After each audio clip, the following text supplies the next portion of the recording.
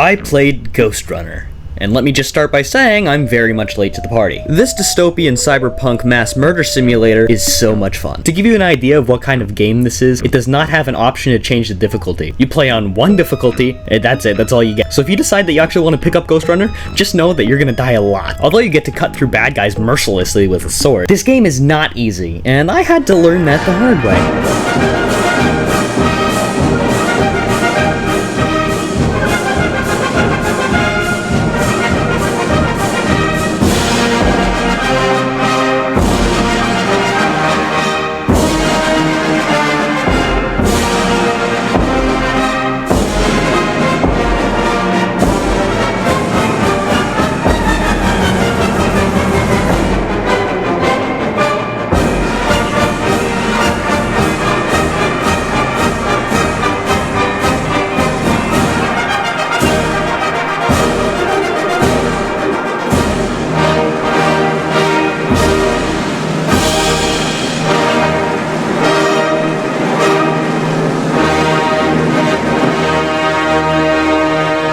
So yes, the game is frustrating, but what makes you want to keep playing it is when you actually do something right, it feels so satisfying. From environmental storytelling and the level design to a banger of a soundtrack, this game has something for everybody. That's it, you've left me no choice. I will take your shield and your life. What's that I hear you say? You want to watch a cool killing montage? Yeah, me too. But first, we must enter the Matrix. I now have superpowers. Hey, your pizza's here. Hey buddy, want to see a magic trick?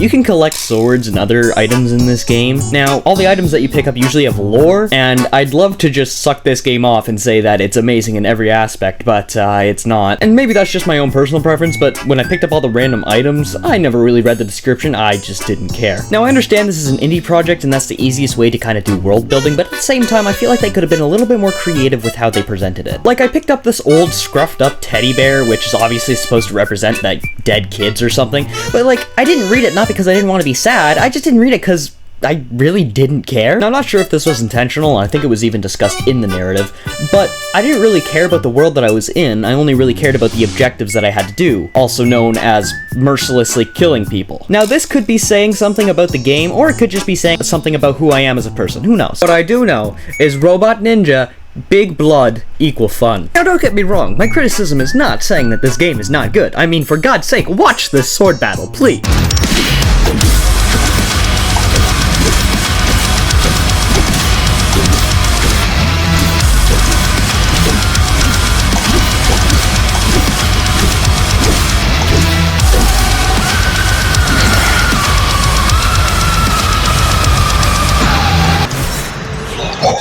I gotta say, even just the weapon animations when you're moving around are absolutely insane. Now, this is an arcade, fast-paced cyber shooter, and obviously it's based in the future. I just want to say, ahead of time, if you compare this to Doom Eternal, or any Doom game, fuck you. For God's sakes, not every movement shooter is Doom! By the way, that boss fight that you just watched is not the first one. I believe that's actually the second one. But I will show you the first one now.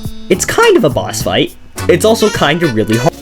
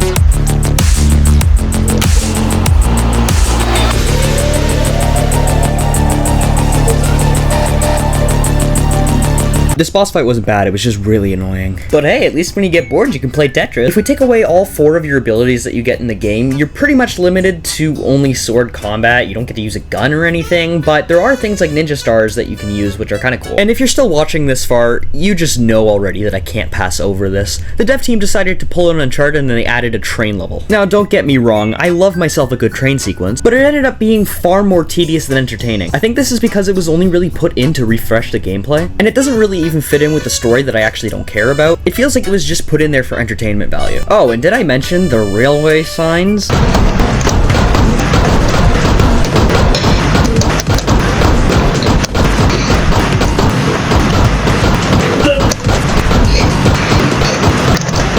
Eventually, I finally got past the stupid railroad signs. This was so much better.